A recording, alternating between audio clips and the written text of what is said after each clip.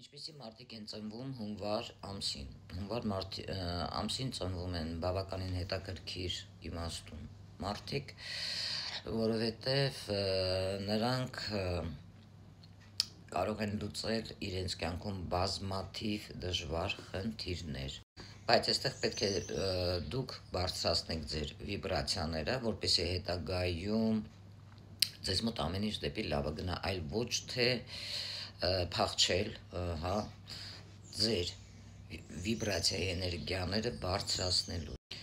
Ովքեր ծնվել են հունվար ամսին, այսպիսի մարդիկ նաև մեծ առաջադրանքներ ունեն կապված իրենց տոհմի հետ, ժառանգական, ժառանգների։ Եվ ինչն է հետաքրքիր, որ այստեղ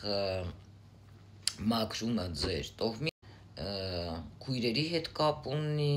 հարազատների հետ կապ ունի, բարեկամների, այսինքն արյունակից, հասկացաք, բարեկամների, հարազատների, քույրերի եւ եղբայրների հետ է շատ կարեւոր։ Սա ինչու եմ ասում, որովհետև ձեզ մոտ հնարավոր է դուք ունեք կոնֆլիկտային խնդիրներ ձեր այդ հարազատության մեջ, բարեկամների, քույր, եղբայր, մայր, հայր եւ այլն։ Իսկ ինչու հենց ձեր տոհմի հետ կապված, պարտադիր է սա մաքրումը, որովհետև դուք պետք է ներդաշնակ լինեք ձեր տոհմի հետ։ Կարող եք նաև պետք է լեզու գտնել ձեր տոհմի հետ եւ պետք է կարողանաք օգնել ձեր հարազատներին, բարեկամներին, քույրերին, որպեսզի դուրս գաք ճիշտ ուղու վրա, ճիշտ ճանապարհին։ Իսկ ովքեր որ ծնվել են փետրվար ամսին, հնարավոր է փոքր ժամանակվանից հոգատարություն դուք չեք զգացել,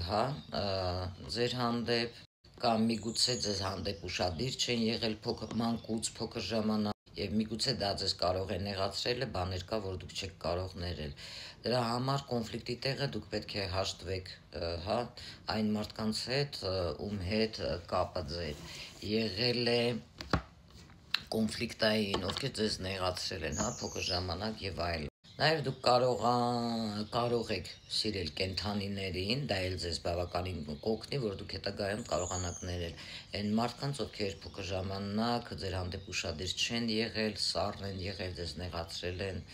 եւ այլն, որպեսզի դուք բարիություն լինի ձեր մոտ, ձեր այդ սրտի չակրան բաց լինի, դուք կարողանաք սիրելով ներել այդ մարդուն։ Սա ինչու եմ ասում, որովհետև փոքր ժամանակվանից մանկուց ձեզ մոտ եղել է այդպիսի բան,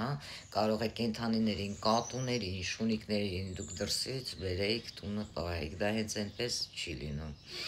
Կանցնեմ հաջորդ ամսվա ծնվածներին, բավականին